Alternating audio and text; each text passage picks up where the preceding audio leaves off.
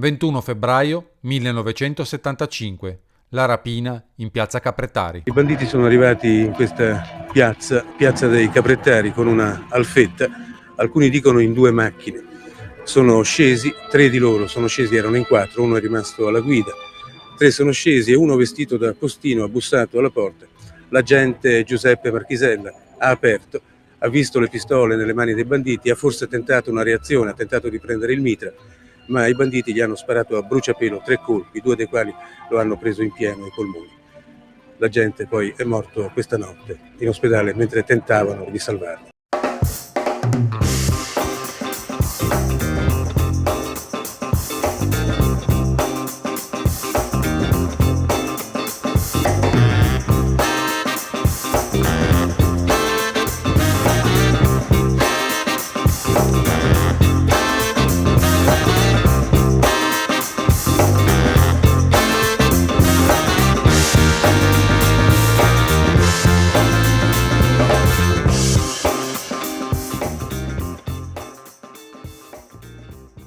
24 febbraio 1975. Piove su Roma ed i carabinieri sono da poco giunti in un viottolo campestre dove si è spento l'incendio di un'auto. Ancora prima di avvicinarsi al mezzo hanno già capito che ci si trova di fronte ad uno di quei casi in cui si vogliono far sparire le tracce di un qualche reato. Ma ancora non sanno che all'interno dell'auto, una 132 rubata, vi è un corpo carbonizzato, quello di Claudio Tigani, detto Topolino, un ragazzo di 17 anni che vive di furti d'auto con una moglie sedicenne, un figlio di 2 anni ed un altro in arrivo. Era uno specialista dei furti d'auto per le rapine. Le prendeva al volo mentre il proprietario si era allontanato di pochi metri per comprare il giornale e le cedeva per poche decine di migliaia di lire a chi ne aveva bisogno. È stato ucciso con 4 colpi di rivoltella sparati a bruciapelo. Poi il corpo, ancora legato, è stato caricato sulla 132 e portato in un campo, sperando che le fiamme cancellassero le tracce dell'omicidio. La violenza, certo, non è giustificata da un banale furto d'auto. Carabinieri e polizia uniscono i puntini e collegano quell'episodio all'efferato omicidio di Giuseppe Marchisella, l'omicidio di piazza Caprettari. 25 febbraio 1975. Clara Calabresi, la giovane fidanzata dell'agente di pubblica sicurezza Giuseppe Marchisella, si butta dal 4º piano della casa dei genitori a Barletta. Dopo essersi rifiutata di prendere la dose di tranquillanti, la donna, incinta, si butta dal balcone con in pugno il pigiama dell'ex fidanzato. Ma il balcone del 3º piano è sporgente rispetto alla finestra del 4º ed il primo volo si ferma lì. Pur dolorante, la donna si rialza e si getta nuovamente nel vuoto. Questa volta l'impatto non le lascia scampo e dopo alcuni giorni di coma morirà in ospedale. Clara Calabresi aveva 20 anni. Il giorno della rapina era presente sul luogo. Stava aspettando che Giuseppe smontasse dal lavoro e lo attendeva con i suoi abiti civili in auto. Lui, vedendola, le aveva detto: «Aspettami, fra poco ho finito». Poi gli spari e Giuseppe colpito alle spalle. Clara, urlante, era svenuta, risvegliandosi all'ospedale, ma in realtà non si era mai ripresa.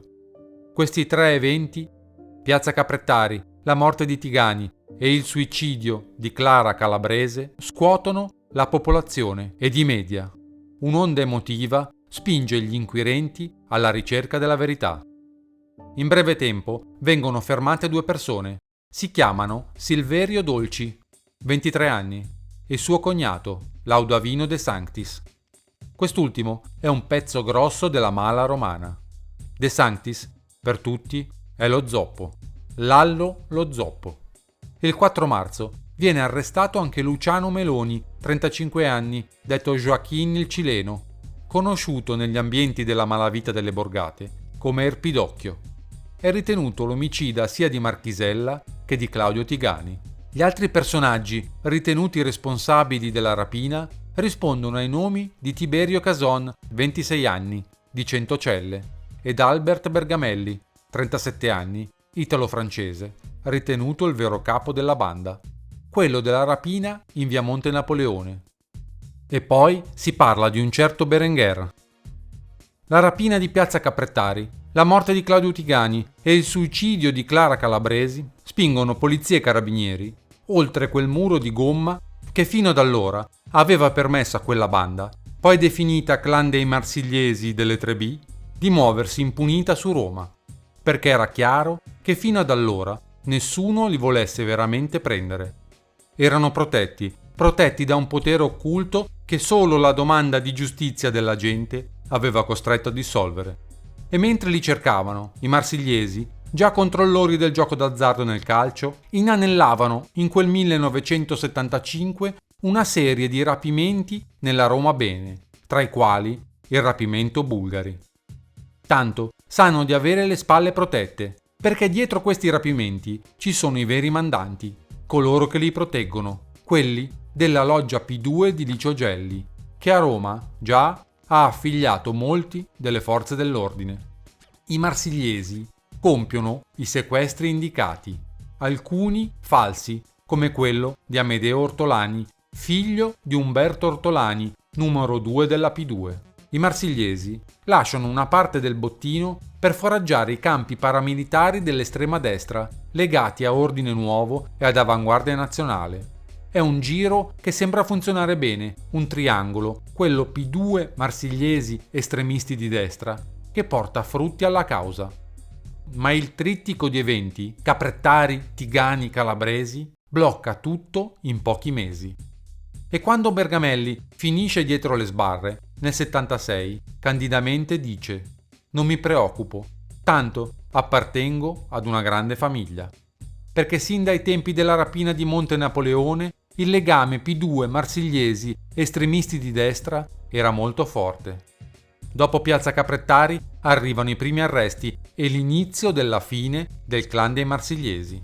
Durante il processo per la rapina di piazza Caprettari, Silverio Dolci racconterà quello che realmente è accaduto la sera del 21 febbraio 1975.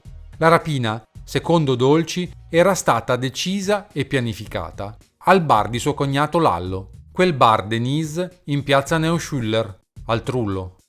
La rapina doveva avere come posta 1 miliardo di lire, racchiuso nelle assicurate raccolte in 2 sacchi di juta.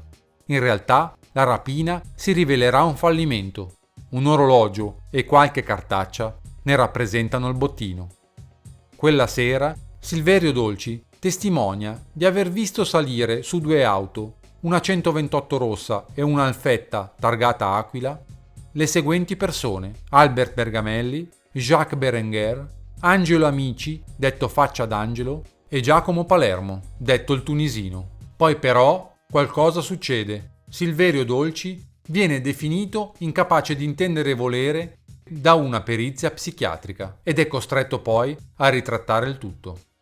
Questo evento rappresenta un modus operandi che la P2 riproporrà insieme ad Aldo Semerari anche nei processi della futura banda della Magliana. Ma nonostante l'attivismo della loggia di Licio Gelli, c'è un problema da risolvere. I marsigliesi, quasi tutti in galera, vanno ora sostituiti. Arrivano col tempo le nuove generazioni, quelle dei Giuseppucci e dei Nar. Ma gli eventi stanno prendendo un ritmo frenetico e travolgeranno tutti. Claudio Tigani venne ucciso perché si era presentato a quel bar Denise il giorno dopo la rapina. Lì aveva incontrato Berenguer e De Sanctis, ai quali aveva chiesto di entrare nella banda, e quella, più che una richiesta, ai due sembrò un ricatto. Gli dissero di ripassare, poi lo avevano atteso muniti di corda e pistola. Claudio Tigani era il fratello di Giovanni Tigani, detto Paperino, quello che di lì a poco ruberà l'auto a Giuseppucci, dando involontariamente inizio alla storia della banda della Magliana. Nel 1981 viene ucciso Giacomo Palermo, il tunisino, una delle 4 persone indicato da Dolci come partecipante alla rapina di piazza Caprettari. Viene ucciso insieme alla convivente dopo essere stato sequestrato da Lallo lo zoppo. Ha deciso di testimoniare al processo su Piazza Caprettari, ma non fa in tempo. E prima di ucciderli, gli fa scrivere una lettera in cui ritrattano la testimonianza precedente.